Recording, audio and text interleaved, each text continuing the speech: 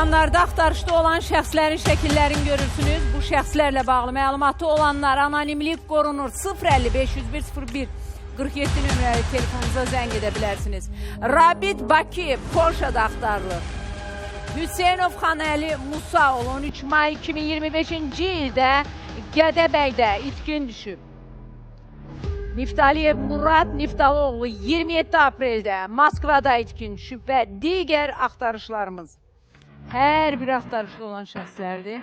Yardım edin və xüsusilə də Avropada, Polşada olan könüllü üzvlərimizdən rica edirəm.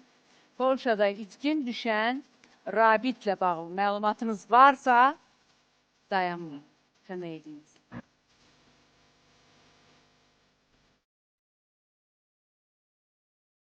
Hadi bir qonağımız gəlməlidir bura. Səbinə ilə. Baxın görün buradadır. Murad, bu həftə sonunu necə keçirirsən? Belə Bakıda darıxmırsan ki? Tekrar eder misin? Deyirəm ki, hafta sonunu nasıl keçirirsən? Sən mənə tərcüməçilik elə. Hafta sonu. Gel bura, gel dur Muradın yanında. Başa düştüm. Yo, başa düşmədin. Sənə Nahidə tərcümə eləyəcək.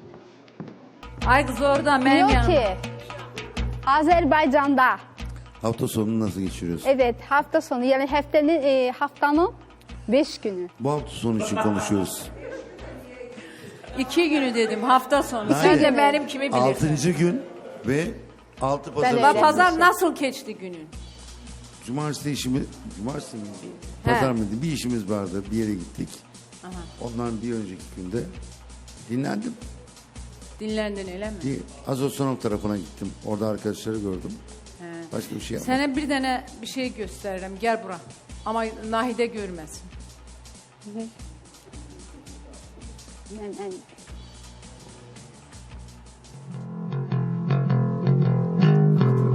Sən misin? Hadi hayırlı olsun. Yok. İndi başa düşdüm ki, Nahidə niyə səni qısqanır? Get otur yerində. Get. Dostlar, mən neyniyim ki, hamı mənə baxır və anında da mənə məlumat verirlər. Qoy kartlarımdan yaxşı sözlər desin deyə Ruslan müəllimə də göstərim.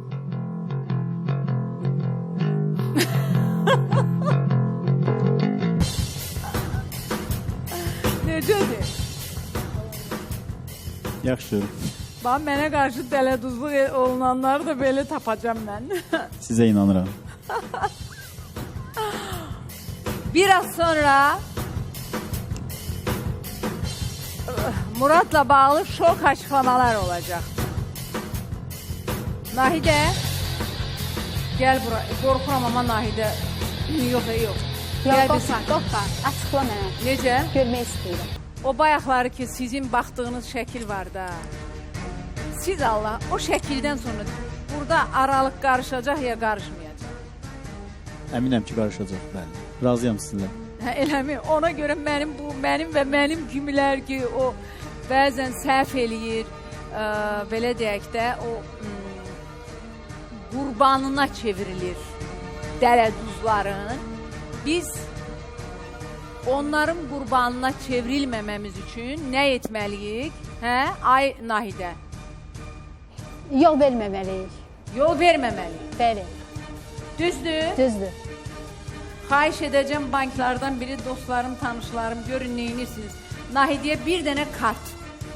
Bir dənə kart gəlsə Nahidəyə, əminəm ki, gündə eşidir. 1 manatı da olmayacaqlar. Hə. Ay Ruslan müəllim, əslində bugün sizi çağırmamın səbəbi var. Biz tez-tez çağırışlar eşidirik. Mənim özüm başıma gəlməyənə qədər, o xanımın da mən ilk dəfə eşitdim burada. Yəni bunu bilmirdim. Və biz tez-tez mən sosial mediada da görürdüm, mətbuatda da ki, məxfi və ya şəxsi məlumatlarınızı heç kimlə paylaşmayın. Ümumiyyətlə, məxfi və ya şəxsi məlumatlar hansılardır ki, bunu biz indi tamaşaçılarımız da bizi izləyir. Onlar bilsinlər və bu səhvi etməsinlər. Çox sağ olun. Qəşəng sualdır. belə desək, Azərbaycan Respublikasının fərdi məlumatları haqqında qanunu var.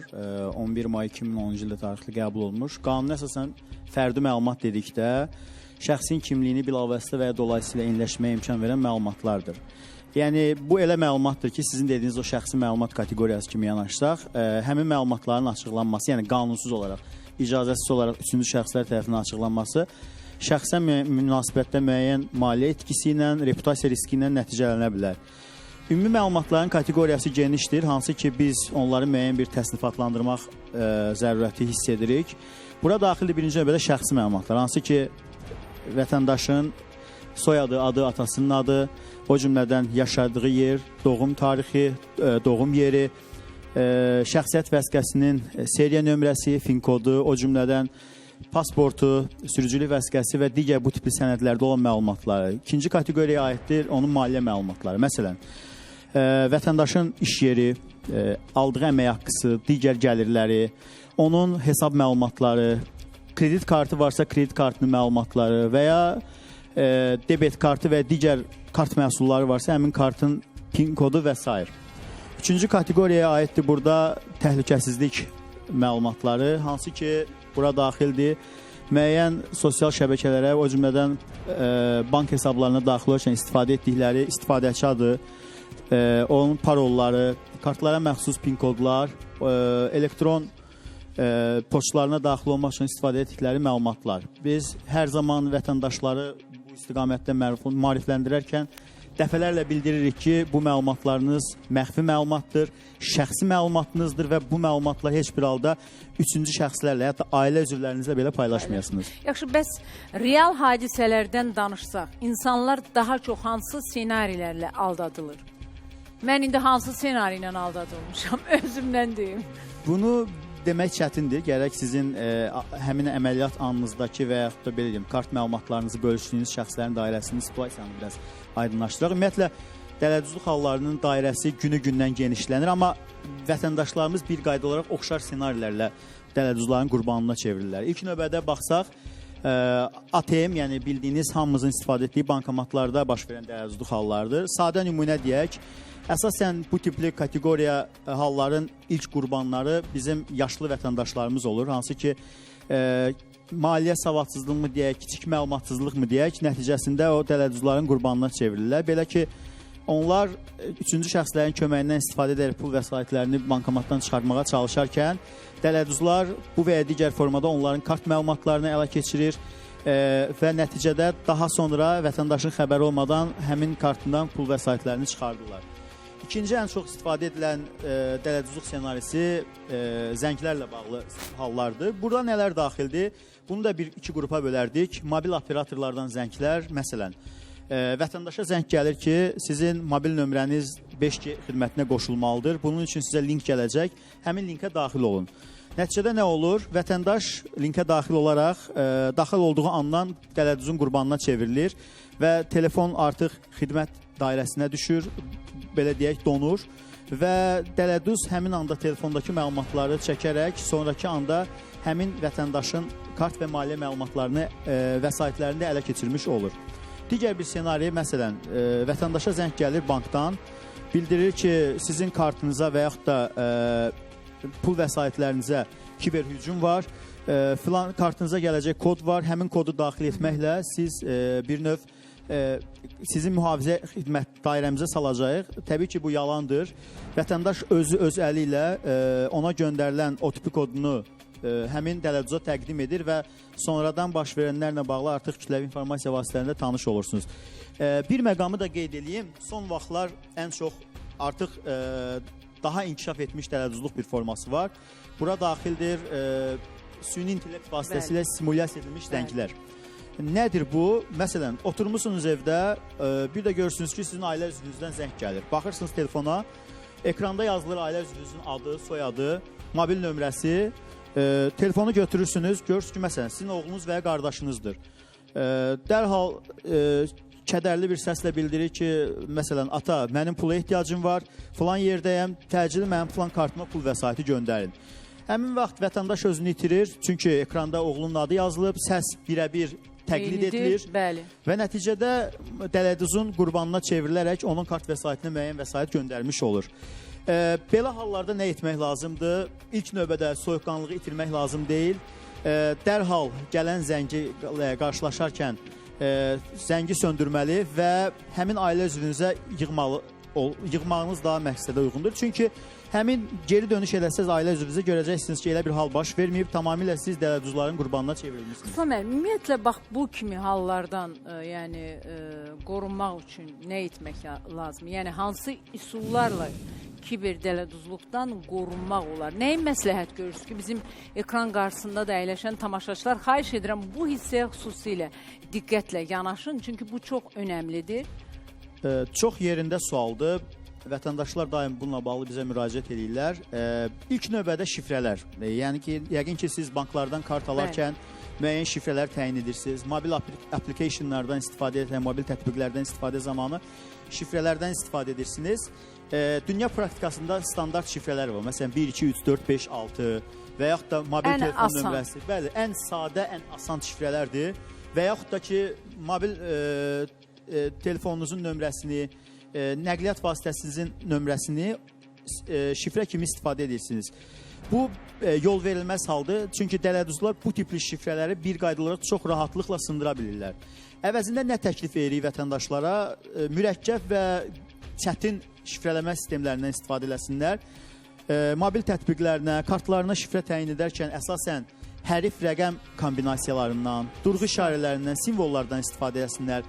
Ən önəmli nüans odur ki, bir neçə platformada eyni şifrədən istifadə eləməsinlər və belə olan təqdirdə onlar bir növ mühafizə altında almış olacaqlar və onlar bu halların bir növ az qurbanına çevriləcəklər və öz mobil telefonlarını qoruyacaqlar. Daha əlavə təklifimiz odur ki, vətəndaşlar barmaq izindən, telefonun imkanları daxilində üst tanıma sistemlərindən istifadə eləsinlər şifrələmə zamanı. Bunlar daha mürəkkəb və qırılması daha çətin olan mühafizə sistemləridir.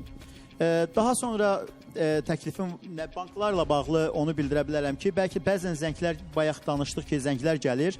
Heç bir halda banklardan gələn bu tipli zənglərə inanmasınlar. Yəni, heç bir dünya praktikasında banklardan sosial şəbəkələr üzərindən bank zəngləri qəbul edilmir. Və yaxud da heç bir halda kənar ölkələrdən heç bir bank əməkdaşı sizə zəng eləyə bilməz. Bu tipli hallarla rastlaşsanız, dərhal bankın və yaxud da ki, həmin xidməti təklif edən operatorun qaynar xəttinə zəng edib məlumat verməyiniz tövsiyə olunur. Bir də, məsələn, bəzən görürsünüz ki, bankların sosial şəbəkələrdə müxtəlif bank lotereya və kampaniyaları ilə tanış olursunuz. Əksəriyyəti dələduzların qurbanına çevrilmək üçün bir vasitədir.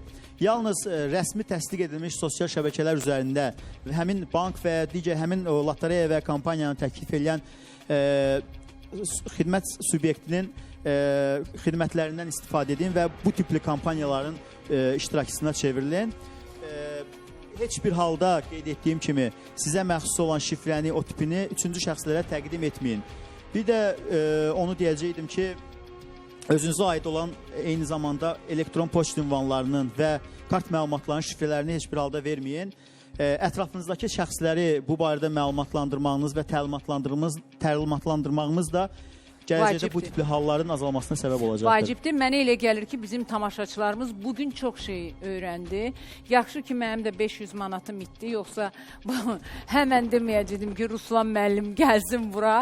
Hər işdə bir xeyir var imiş. Valla, hər işdə bir xeyir var. Doğrudan da bu günləri bilirəm ki, əziyyət çəkənlər var. Amma biz nəyə görə dələduzların qurbanı olaq ki, əgər bu cür məlumatlar verilirsə bizə, qeyd edin, diqqətlə dinləyin, bu çağırışları eşidin. Amma mən bir neçə dəfə toxunacam.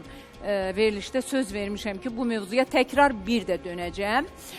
Amma xahiş edirəm şəkili ver ekrana. Ürəyim partlayır. Bayaqdan Ruslan müəllim danışır. Pulu da unutmuşam. Hər şeyi unutmuşam. Ver şəkili ekrana. Dostlar, bu Murad bəydir. Dünən və gənc bir qızla görünübdü. İndi kimdir? Nəçidir? Murad bəy.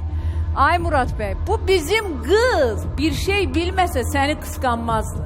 İndi başa düşdün onun qısqan... Diğer resimleri Qısa bir aradan sonra devam edəcəyik. Dəhşət.